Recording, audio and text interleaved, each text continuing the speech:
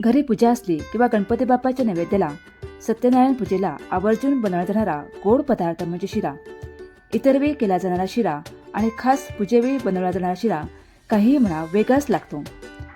एरवी इतर दिवशी आपण कितीही प्रयत्न केले तरी त्या शिऱ्याला प्रसादाच्या शिऱ्याची चव येत नाही.